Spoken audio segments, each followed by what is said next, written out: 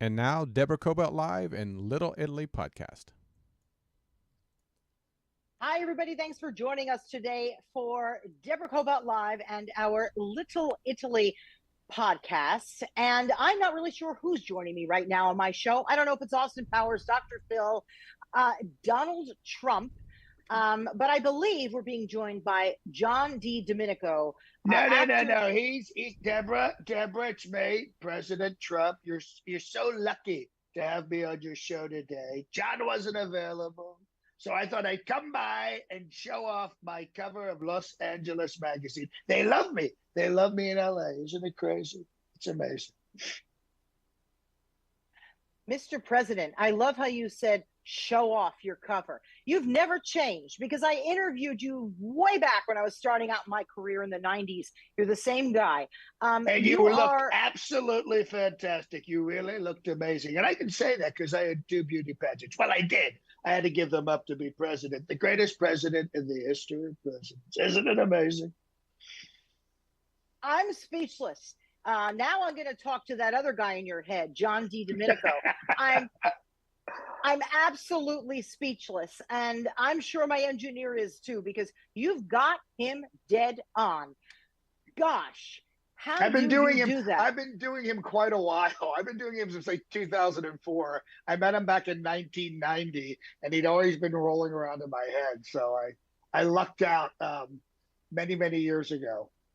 Okay, I got to ask this. A guy like you meet Donald Trump. Are you thinking, I'm going to do him one day? I mean, what goes on in the head of an impersonator? Honest to God. I was in the Northeast. I was in Philly, New York, Atlantic City, and I first started working for him in Atlantic City. And when I got to meet him, I just thought, this is a really interesting guy. You know what I mean? And I like big characters like Dr. Phil. What were you thinking?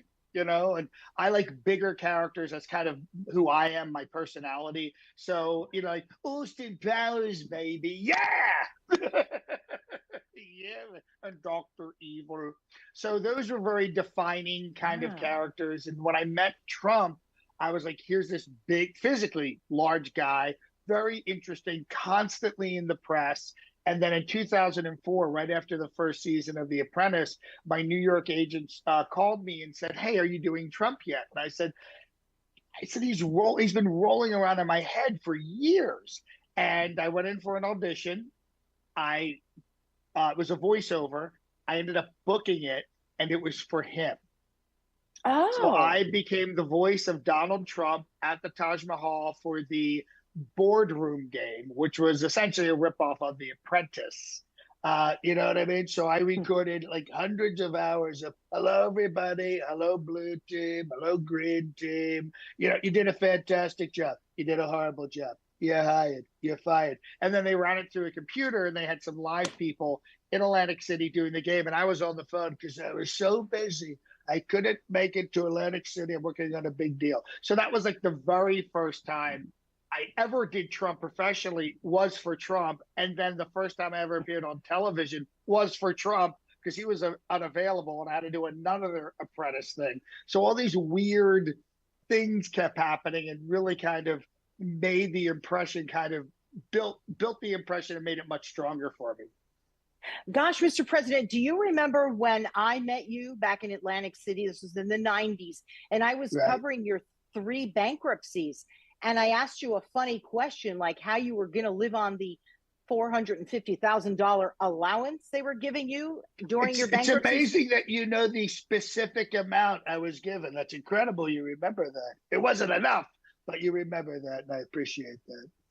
Right, but I got to know you through that. And I remember you would call the little TV station I worked at, and you'd say, "Bring Deborah. I want to talk to her." And you wanted to show me your bigger and better food court. It was always bigger and better. Do you remember that? Always. I always make it better. I always, like Mar-a-Lago right now, it's the greatest club in the entire country with the best chocolate cake. No one has chocolate cake the way we have chocolate. And we've improved it. We've made it chocolatier.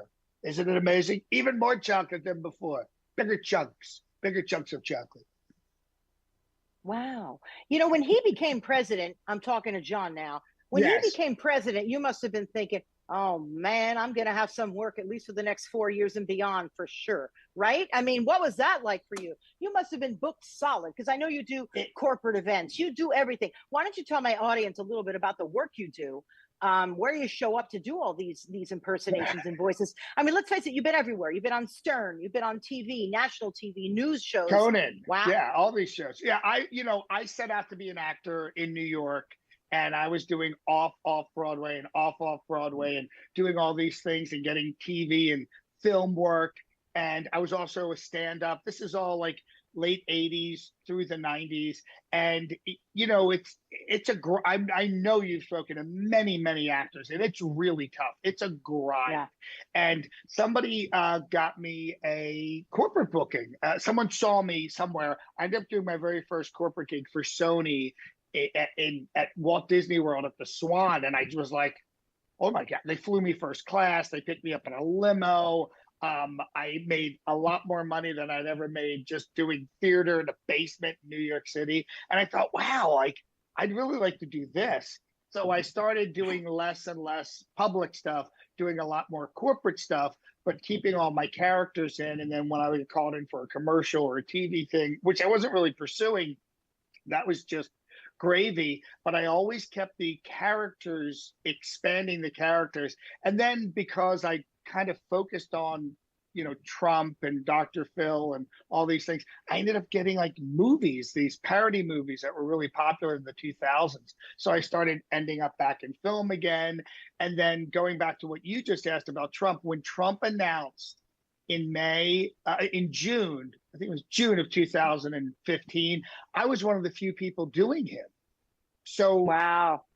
I was just lucked out. Like within a week, Fox News called me. I spent 2 years on Fox on Red Eye. At the same exact time, Conan's people called me. I became the Trump on Conan for 5 years, which was an incredible run. I ended up on Kimmel, Chelsea Handler. I got picked up by an Australian TV show called Planet America, which I'll be back for the 5th season, just supplying the voice. I ended up on a podcast called Trumpcast. And then I ended up in England doing This Morning. So all these things, just because I stuck with this one particular character with all my other characters. And it was one of these things where, Uta Hagen, I think, said, or Stanislavski, or as an actor, it was like an actor prepares, like be prepared. And I was prepared. I had hundreds, thousands hours of improv, thousands hours of writing. I'd already developed the makeup and everything. And that's how I ended up on things like the Los Angeles Magazine and movies and TV shows. I just was really prepared for that character, but it wasn't all that character. It's all the other preparation, So it's been great.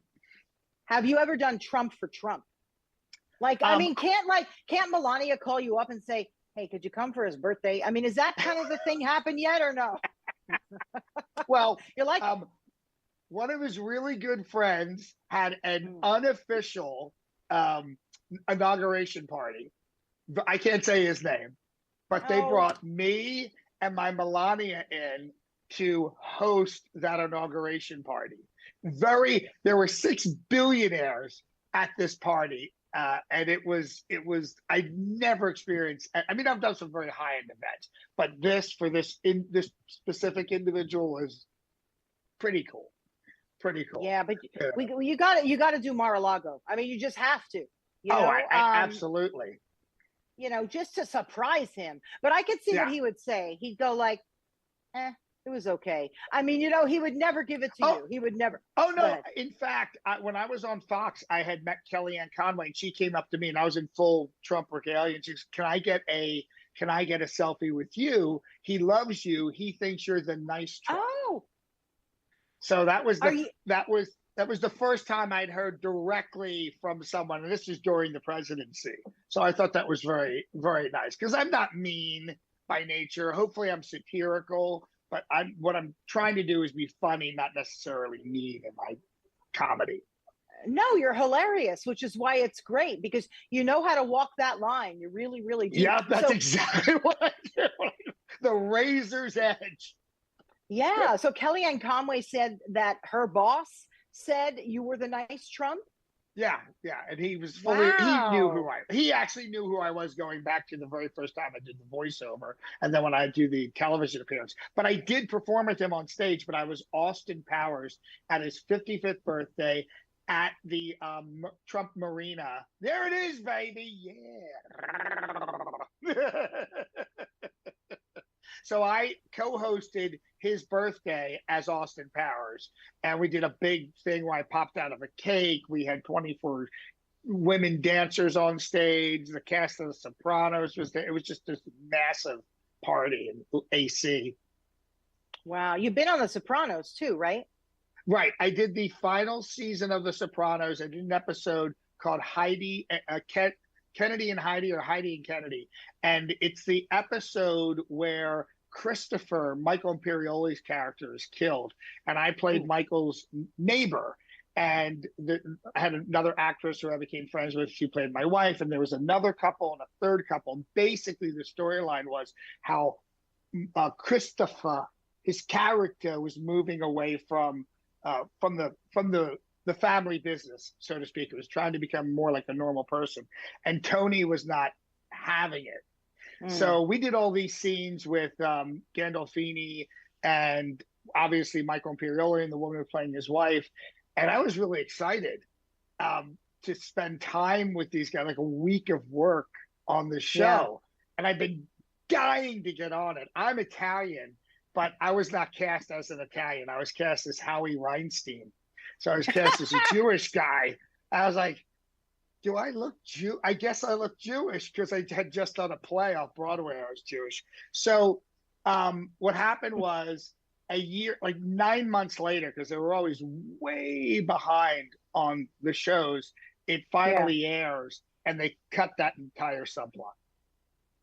Oh, yeah. I'll never forget it though, because I have to tell you, I was at Silver Cup Studios, and there was a funeral scene, and we were told nothing. Us in our group, we were told nothing. We weren't even allowed to hold the script. I mean, they would show it to us. So we're at Silver Cup. We're in a funeral home, and there's Vesuvio's, the restaurant. And it was so amazing because we were in front of we were kind of new actors on this thing. Everybody from all the previous seasons were there. And so there's a coffin, and there's a casket, and there's a body double in it. We don't know who for, because everything's top secret on this show. And then they go B team out, A team in, and then Michael Imperioli, there's a little tiny foot, and he gets in, and everybody's like, oh, they killed Christopher. It was unbelievable. And then 9 months later, you're sworn to secrecy, but 9 months later, it was so cool. I was so honored. Even though it was cut, I still get the residuals since 2008, which I'm so happy for. I'll tell you, honey, those residuals really add up, because I was in that whole Nightmare on Elm Street series. And honey, when I get that 25 cents, I mean, it is making my, am I right? It is making it doesn't even cover the postage. This is what, but you did The Sopranos, although Nightmare on Elm Street's not, chump change either. Those first few years when they were releasing the box sets, I was like, wow. Like I can't imagine what, Sharippa and all these guys were getting, as an actor, you're always like, what did they make? What are they like, how come I'm down to pennies? Let's talk a little bit about growing up right outside of Philadelphia. You're Irish and Italian. What did mom and dad think of you going into this field? Were they very supportive? Go ahead. They were, my mom loved it. I had told you when I first met you, I started doing voices in my neighborhood. I lived in a row home neighborhood. So think of South Philly, think of Brooklyn, think of Queens. And I would come out after watching Ed Sullivan and do John Biner's act or one of the comedians. And my neighbors were sitting out on the steps or stoops, and they loved it. And it was so great to get that affirmation. My mom was like my best audience. She laughed at my jokes.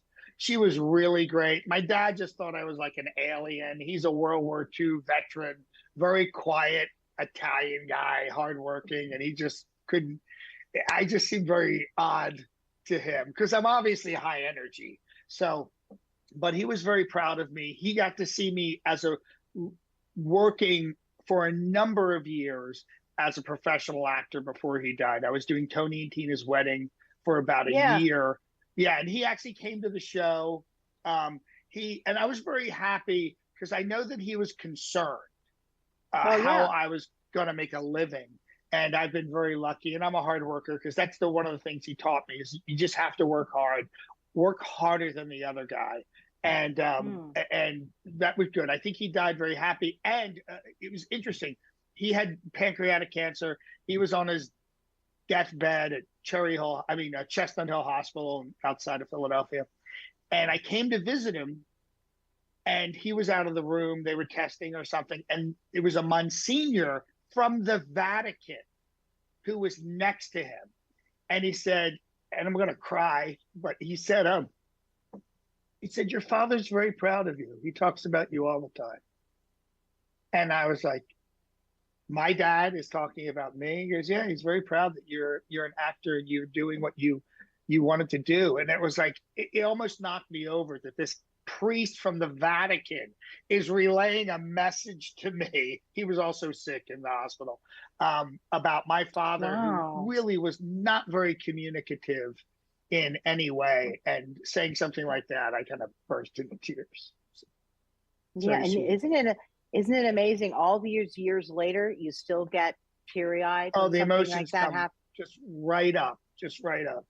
So. Yeah, but I got to tell you, people in high places, if you got some priest from the Vatican coming in, to talk to you, that's pretty impressive, I have to say. But I have to make a comment about Italian parents, because I'm Italian on both sides. And they never really tell you what they're thinking. And you're like, no, hello, don't. Did you see that? Did you like it? Yeah, it's okay. And you go to a relative's house and they're like, oh, Debbie, your father was telling us. And I'm thinking, what? I didn't even think he noticed. Something about that generation and culture where I think they didn't want you to be a big shot. Do you know what I'm saying? Yeah, and it's interesting because kids today, and I'm not all parents do, but I think it's the opposite. You're so special. You're so amazing. You can do, it's like what? Totally... I didn't do anything. I'm making coffee. I'm a barista. It's like, come on, I'm not that special. Participation awards. Yeah. Right. Oh my God! Don't get me started. I have 3 sons. Don't get me started on that. Yeah. You really had to work hard to get my dad to say anything. Obviously, to me, which he never said. It was always through other people. I was being communicated through emissaries. Like you said with your relatives. Yeah. What were some of the voices that you did early on that really stuck? Because I know you've done Nixon. Look, you've done a whole a buffet of voices. If you want to just sort of go down there for a moment with me. Absolutely. Well, I watched Ed Sullivan. That was the variety show. And so many of the people on Ed Sullivan did Ed Sullivan. Didn't matter if it was Jackie Mason or David Fry or John Biner. So I would see John Biner and I go, now, right here on our show, the fabulous Garbazo brothers. And in the audience, Girl Scout Troop 625. Girls, stand up and show us your cookies. And I didn't know what I was saying. I'm just, 5, 6 years old, but then I would go out and do it for my neighbors. But now, like the way he's talked, if you listen to the way Ed Sullivan talks, there's a lot of Dr. Evil in Ed Sullivan. Wow. You know what I mean? Right. Okay, sure. And I always look for those combinations of voices. And I loved Groucho. When I discovered the Marx Brothers, hello, I must be going. I came to say I cannot stay. I must be going. I'm glad I came, but all the same, I must be going. La la.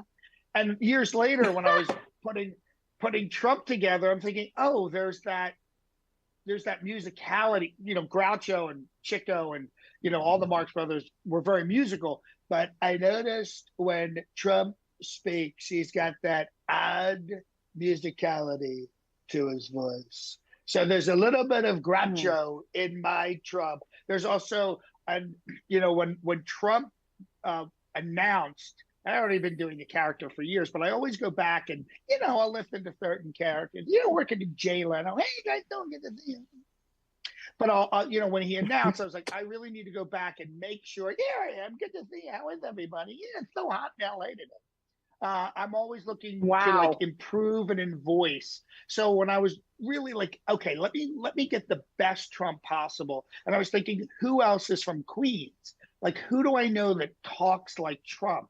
And I was thinking about Christopher Walken, and Walken does the same thing. Wow. So if you Wow. listen to Christopher Walken, he's staccato, just like Trump. So I incorporated Groucho and I incorporated Walken, and Wow. all those pieces are in the voice. So that Wow. helps me kind of construct it.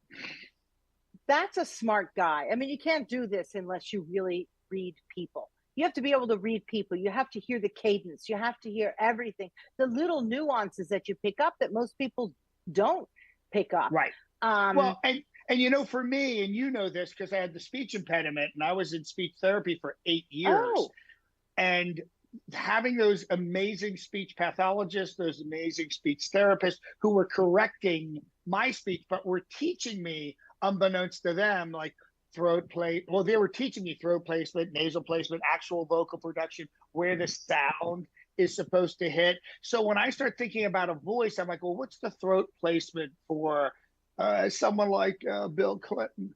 You know what I mean? Like, is he nasal at all? Hey, how you doing? Good to see you, Deborah. You look great. So with someone, Trump's the perfect voice in the sense that, you've got to think about the throat placement.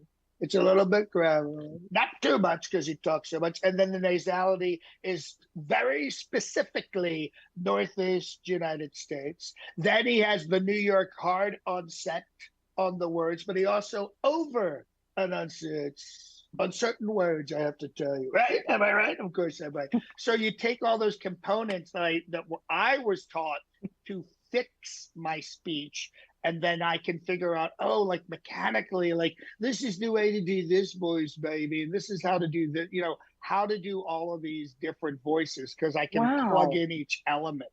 That's ideally. Obviously, it's not. I can't do everybody, but ones that are in my genetic range, I can definitely do. Yeah, Nixon.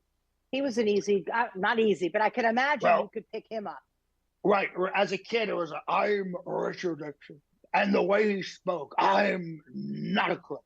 That gravelly bit that he had. But he was from California, so he didn't really have any regionalisms when he spoke. So that was more about him, the way he just over enunciated certain things.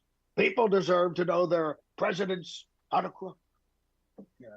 And there's a little bit of, Wow. someone else who does it is kind of Shatner. I can't stop my crew, my crew. I love that. That's again, like I like big characters, so they're the ones who John, work for me. John, it's very hard to render me speechless, and I'm speechless with your talent. It's absolutely amazing. Oh, Let's thank you. let's talk for a minute about something important. Your hair. How do you how do you do the hair and makeup? Because that's not Trump hair, right? I mean, you must have a lot of wigs to do him. I have a Bill lot of wigs. Clinton's got. Yeah, Go I have ahead.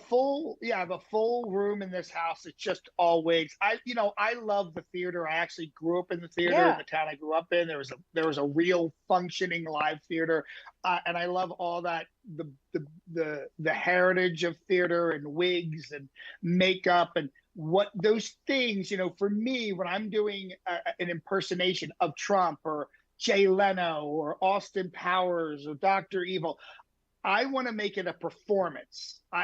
Because I'm trained as an actor, so my job, technically, is to remove anything that's going to pull you out of the performance. You know what I mean? So Wow. that's why when I do my Trump wigs are very expensive. They're like $4,000 or $5,000. They're all custom made. They're handmade by wig people here in Las Vegas who work at the Cirque shows. But originally, it was Bob Kelly. Bob Kelly used to do all the wigs for all the Broadway shows, all the Saturday Night Lives until he passed away. And he was a great, great guy. And I got to meet Jerry Orbach through him Oh and some wow. other really well-known actors. And I'm of that school because I studied as an actor to make it a performance as opposed to just a quick, instead of doing a quick impression, I want to give you a performance. So for the wigs, all my wigs are custom made.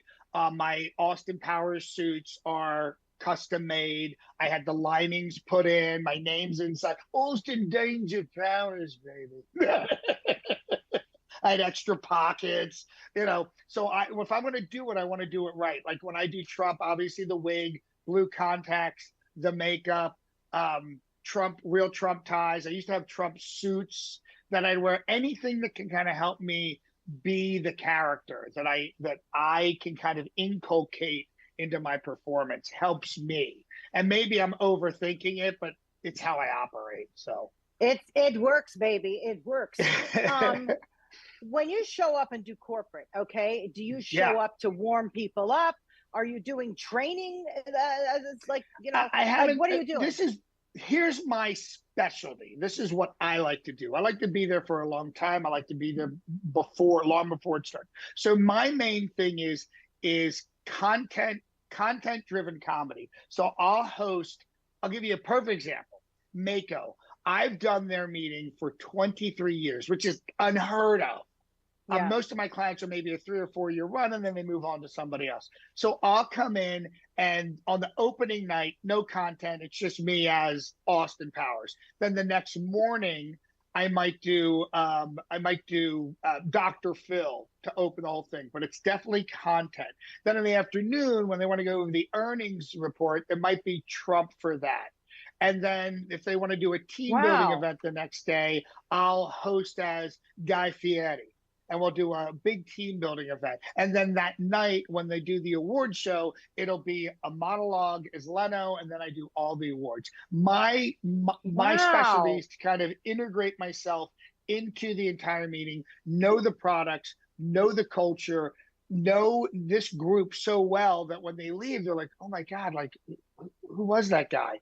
That's my goal. Yeah. The last few years, because of Trump, it changed everything, where I just come in and just do Trump at a meeting. But now we're getting back to where I'm on the road a week at a time, months in advance, prepping the material, and then doing the performance over like 3.5 days, which I love. Then it's kind of it's more experiential for the audience and for me. And if they bring me back the following year, I know so much more for the next one. Yeah. Wow. That's pretty incredible. So what's up next for you, President, or whoever you want to show up as? Well, what's next? Well, the funny that I mentioned Mako, I have to shoot a video. I'm doing a bunch of videos on the lead up to the meeting in November. So today I'm going to be Ted Lasso. Shoot a bit about their golf tournament. After that, I've got a big event for Delta Airlines. And then it's just all these corporate meetings. And then I try to perform here in Las Vegas to stay in front of a real public audience. It's great doing corporate because you're shooting fish in a barrel. You're in front of 2,000-3,000 people, but I like when people have to pay to come to see me. Then you really have to work on it. Oh, absolutely. Yeah, sorry about that. Yeah, and I'm going to be back for Howard Stern for my 3rd season as Trump. Which is really interesting because those two used to be friends. I don't know if they're still friends, but I think as time went on, I think Howard Stern has turned a little bit on his views of Donald Trump. So yes, and right? I hear about it from Stern listeners. I've had people find out that I'm on Stern. Tell Howard that most of his listeners love Trump and stop picking on him. I'm like, okay, I'll call Howard. I'll call Howard, baby. You won't believe it. Yeah. Oh, can you do Stern? Because he would be interesting to do. Yeah, his vocal range is too low for me. But there's an amazing comedian right now. I forget his name, but he's all over Instagram, and he's doing Jeff Goldblum and Howard and a lot of lower registered voices, and he's amazing. My range like stops at a certain point. Anything in that range I can pretty much do. So, well, I am so appreciative of you for coming on our show. First of all, I want to tell our audience we met on an airplane, right? I don't even remember, where were we flying back from? We were going somewhere. And were we coming back from Tampa? That was it. I was down in Sarasota. And I had just done, yeah. and I just said Yeah. Trump I was a keynote at that event.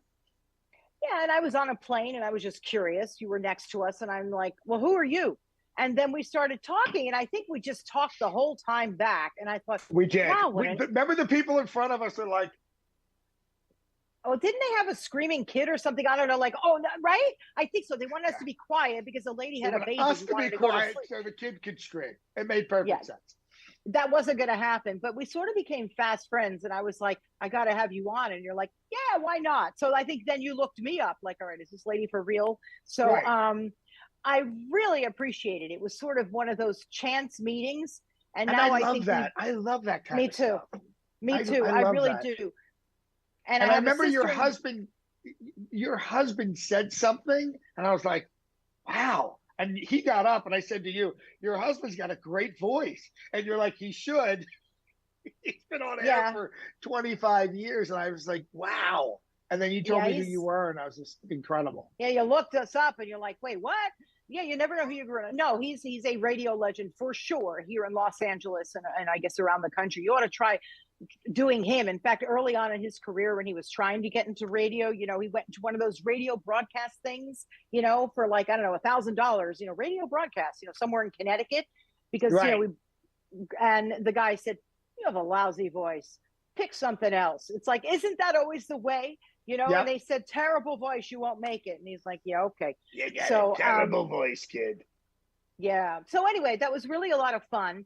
And I'd love to have you back or see you when you're out in LA, or if we come over to Vegas, that would really be a lot of fun. John Di Domenico, I think you are just so special, unbelievably talented. Thank you so much. Yeah, Mr. Trump, I appreciate it. And anytime you want to come back on, let us know. Absolutely. And I'll be hopefully out in LA soon. I'd love to take you and your husband out to dinner. Oh, okay. That would be fabulous. Meantime, do you want to do a little voice for me to close out our show? Should we finish with Trump? Should we bookend it with Trump? Hello, everybody. I was so happy to be on Deborah's show. This is going to be the highest rated show in not just the history of Deborah's show, but in podcasting and broadcasting. It's going to be huge. Believe me.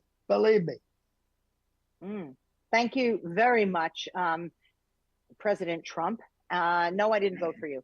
And thank you. I just have to say that because same thing. My friends will come on and go, my friends will come on and go, what do you mean he said that? I'm like, oh, would you calm down?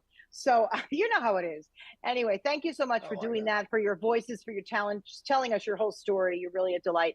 John Di Domenico, follow him on all the social media channels. Aren't you like the Johnny Show or something? What are you on? The Johnny D Show on most platforms, and the platforms I couldn't get that on. It's just John Di Domenico Comedy. You can find me on Cameo if you want a full makeup Trump birthday, retirement, bar mitzvah message, whatever you want. I'll shoot it for you, and it goes out through Cameo. I've done about 1,600 of them now. Yeah. Oh, so wow. Well, thank you. That would be a lot of fun too. Okay, everybody, look that up. John Di Domenico, thank you so much. President Trump, Austin Powers, Jay Leno, Dr. Phil, all of you who came on my show today, I appreciate it. And our show, Deborah Kobylt Live, and my Little Italy podcasts, you can find them on YouTube, Facebook, Instagram, and then, of course, on the audio platforms, whether it's Apple, Amazon, Spotify, wherever you get your podcast, you'll find us. So look us up, Deborah Kobylt Live, Little Italy podcast, not Little Idiot podcast. Oh, my God. I don't know where I am. He's a little idiot. He's just a tiny idiot.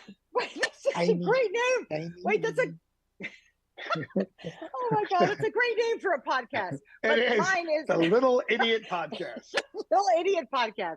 Thank you so much for joining us. Oh, my